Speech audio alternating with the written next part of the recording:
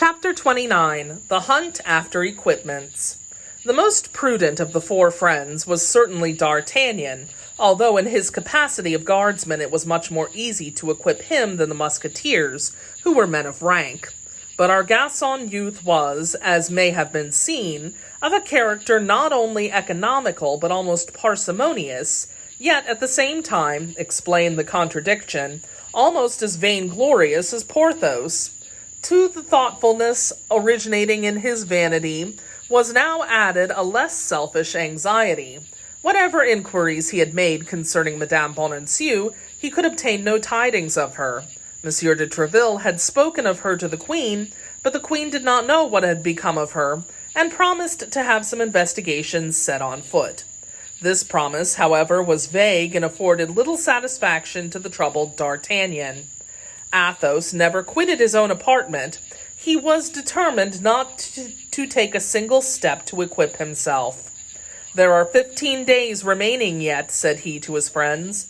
"Well, if at the end of those 15 days I've found nothing, or rather if nothing has come to find me, as I am too good a Catholic to blow out my brains with a pistol, I will seek a good quarrel with 4 of his Eminence's guards, or with 8 Englishmen, and I will fight till one of them kills me, which, calculating the number, cannot fail to come to pass. It will then be said that I died in the king's service, so that I shall have served him without needing to furnish myself with equipments." Porthos continued to walk with his hands behind his back, saying, "I will pursue my idea."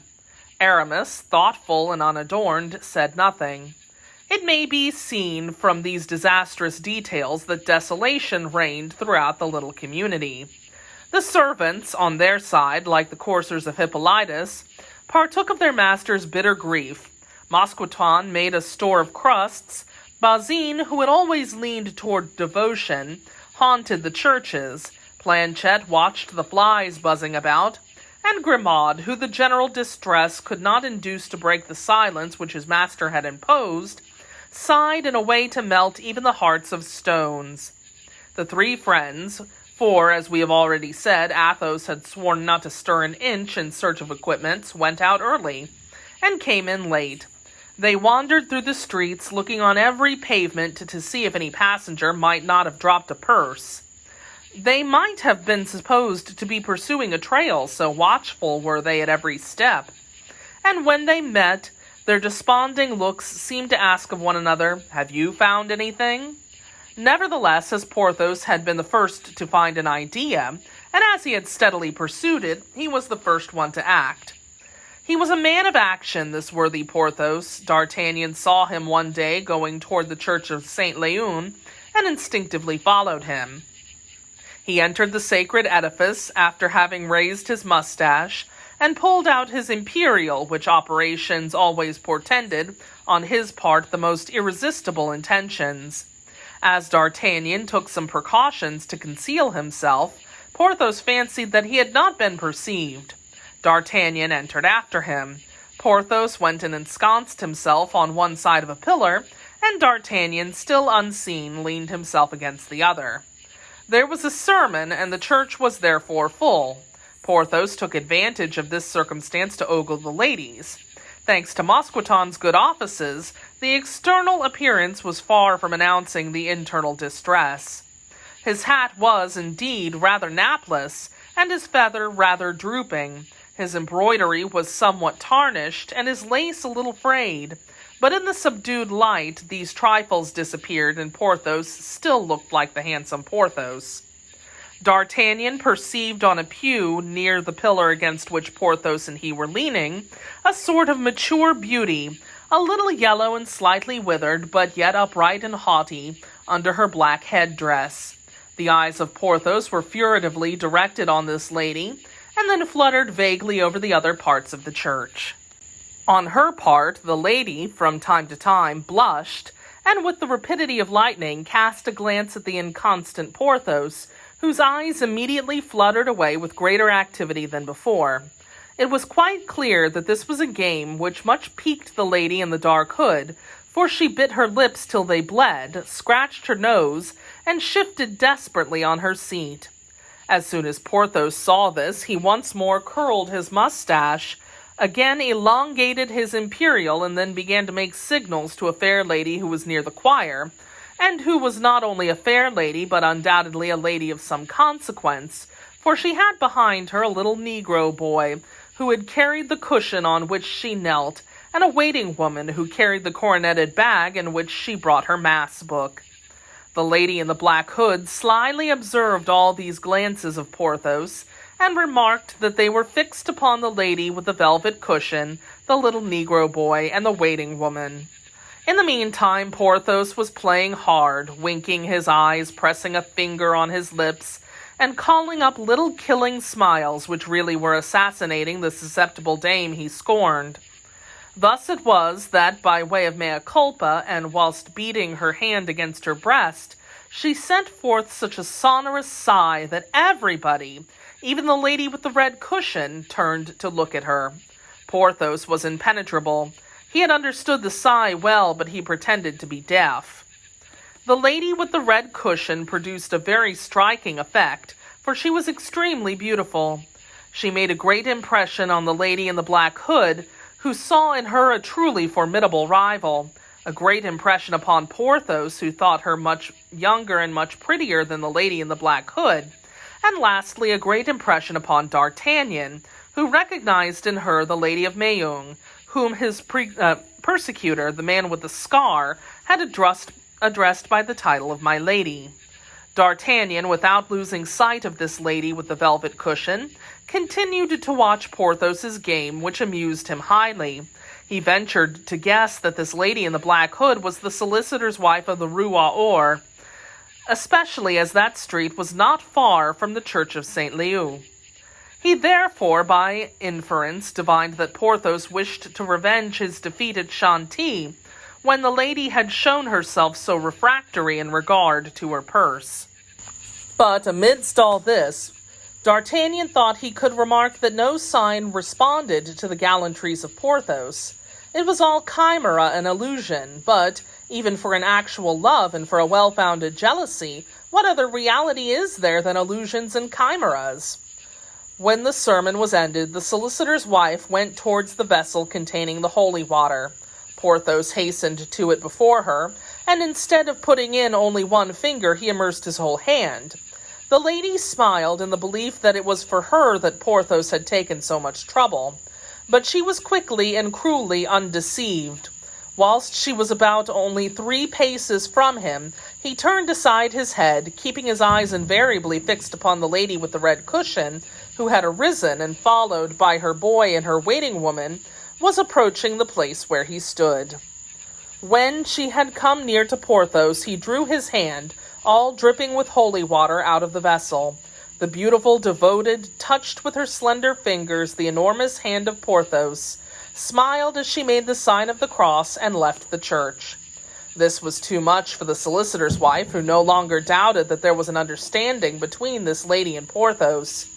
If she had been a lady of quality, she would have fainted, but as she was only a solicitor's wife, she contented herself with saying in a concentrated rage, "So, Monsieur Porthos, you do not offer me any holy water?" Porthos, at those words, started like a man just awakening from a sleep of 1,000 years. "Ah, madame," exclaimed he, "is it indeed you? How is your husband, that dear Monsieur Coquenard? Is he still as miserly as ever? Where could my eyes have been that I did not once perceive you during the 2 mortal hours that the sermon lasted?" "I was only 2 paces from you, sir," responded the attorney's wife. "But you did not perceive me because you had no eyes except for that beautiful lady, to whom you just now offered the holy water." Porthos pretended to be abashed. "Ah," said he, "you observed it, did you?" "One must have been blind not to have observed it." "Yes," said Porthos negligently, "it's one of my friends, a duchess, whom I have some difficulty in meeting on account of the jealousy of her husband, and who apprised me that for the sole purpose of seeing me, she would come today to this wretched church in this abominable neighborhood." "Monsieur Porthos," said the attorney's wife, "will you have the goodness to favor me with your arm for a few minutes? I should be glad to have some conversation with you." How is that, madame? Said Porthos, winking to himself like a player who laughs at the dupe whom he is about to ensnare. Just at that moment, D'Artagnan passed in pursuit of the fair lady. He slyly glanced at Porthos and saw that triumphant wink. Ah, said he to himself, reasoning after the peculiarly easy morality of that age of gallantry, there is one who might readily be equipped by the proper time. Porthos, yielding to the pressure of the lady's arm as a vassal yields to her helm, reached the cloister of Saint-Magloire, a retired spot, which was closed by a turnstile at either end. In the daytime, nobody was to be seen there but beggars at their meals or children at their play.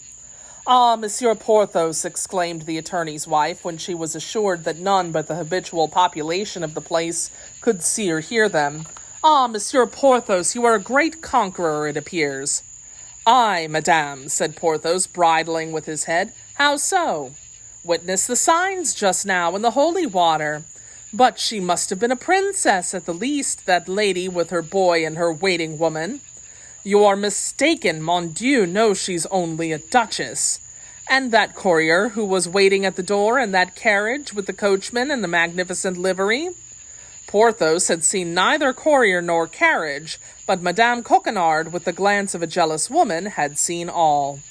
Porthos regretted that he had not made the lady with the red cushion a princess while he was at it. "Ah, you are the pet of all the most beautiful women, Monsieur Porthos," resumed the attorney's wife with a sigh. "But I," replied Porthos, "with such a figure as nature has bestowed on me, how should I avoid conquests?" "Mon Dieu, how quickly you men forget!" exclaimed the attorney's wife, raising her eyes to heaven. "Less quickly than women, I think," replied Porthos. "For after all, I may say, madame, that I have been your victim. When wounded and dying, I saw myself abandoned by the surgeons. I, the offspring of an illustrious family, who had depended on your friendship, was near dying of my wounds first, and of hunger afterwards in a miserable wine-shop at Chantilly, and that without your deigning even to answer the burning epistles which I wrote to you." "But, Monsieur Porthos," muttered the solicitor's wife, who felt that, if judged by the conduct of the noblest dames of the age, hers was very wrong. "I," continued Porthos, "who for your sake had sacrificed the Countess of Penaflor—" "I know it well. The Baroness of—" "Monsieur Porthos, do not overwhelm me. The Countess of—" "Monsieur Porthos, be generous." "You are right, madame, and I will not proceed." "But it is my husband who will not listen to a word about lending." "Madame Coquenard," said Porthos, "do you remember the first letter which you wrote me and which I cherish engraven on my heart?" The lady groaned. "But," said she, "the sum which you proposed to borrow was really rather large." "Madame Coquenard, I gave you the reference. I had only to write to the Duchess of— but I will not mention her name, for it's never been mine to compromise a woman, but this I know, that I had but to write to her, and she immediately sent me 1,500. The attorney's wife let fall a tear. "Monsieur Porthos," said she, "I swear to you that you have punished me sufficiently, and if in future you should ever again be so circumstanced, you have only to apply to me." "Fie, madame," said Porthos, as though disgusted. "Do not let us allude to money. It's too humiliating." "Then you no longer esteem me," said the attorney's wife, slowly and sorrowfully. Porthos maintained a majestic silence. "And is it thus you answer me? Alas, I understand." "Think of the offense which you have given me, madame. It is indelible here," said Porthos, putting his hand over his heart and pressing it with force. "But I will repair it, my dear Porthos." "Besides, what did I ask of you?" continued Porthos, shrugging his shoulders with an air of the utmost simplicity. "A loan, and nothing more. I know that you're not rich, Madame Coquenard, and that your husband is obliged to fleece his poor clients to gain a few pitiful crowns. Oh, if you'd been a countess, a marchioness, or a duchess, it would have been another thing, and you would have been indeed unpardonable." The solicitor's wife was piqued. "Learn, Monsieur Porthos," said he, "that my strong box, although the strong box of a solicitor's wife, is probably far better furnished than that of all those ruined minxes." Then you have doubly offended me, Madame Coquenard, said Porthos, disengaging the arm of the attorney's wife from his own. For if you are rich, your refusal is without excuse. When I say rich, replied the attorney's wife, who saw that she had gone too far, you must not take my words literally. I am not precisely rich, but in comfortable circumstances. Come, madame, said Porthos, let us say no more about it. You have misunderstood me, and all sympathy between us is destroyed. Ungrateful man! Ah, I advise you to complain, said Porthos. Go to your beautiful duchess. Let me no longer restrain you. Ah, she is not yet so shabby, I believe. Come, then, Monsieur Porthos, said Madame Coquenard. Once more, and it is the last time, do you still love me? Alas, madame, replied Porthos in the most melancholy tone that he could assume. When one is about to commence a campaign, and in this campaign my presentiments assure me that I shall be killed. Oh, do not say such things, exclaimed the attorney's wife, bursting out into sobs. Something tells me that it will be so, said Porthos, becoming more and more melancholy. Say rather that you have formed another love. No, I will speak frankly to you. No new object has engaged my thoughts, and indeed I felt something at the bottom of my heart which pleads for you.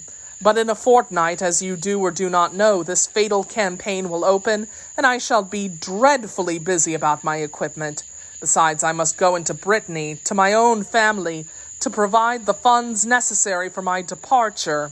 Porthos observed a last struggle between love and avarice. And, continued he, as the Duchess, whom you saw just now, has an estate close to mine, we shall go down together. A journey, you know, appears much shorter when one travels in company. Have you no friends in Paris, Monsieur Porthos? Asked the attorney's wife. I once believed I had, said Porthos, resuming his melancholy manner, but I have clearly seen that I deceived myself. You have, Monsieur Porthos, exclaimed the attorney's wife, in a transport which inspired even herself. Come to our house tomorrow. You are the son of my aunt, consequently my cousin. You come from Noyon in Picardy, and you have several lawsuits on your hands and no attorney. Can you remember all this? Perfectly, madame.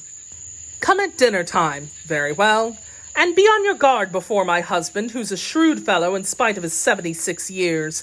76 years, plague take it, a fine age, replied Porthos. A great age, you mean to say, Monsieur Porthos, so that the poor dear man might leave me a widow at any moment, added the lady, casting a significant glance at Porthos.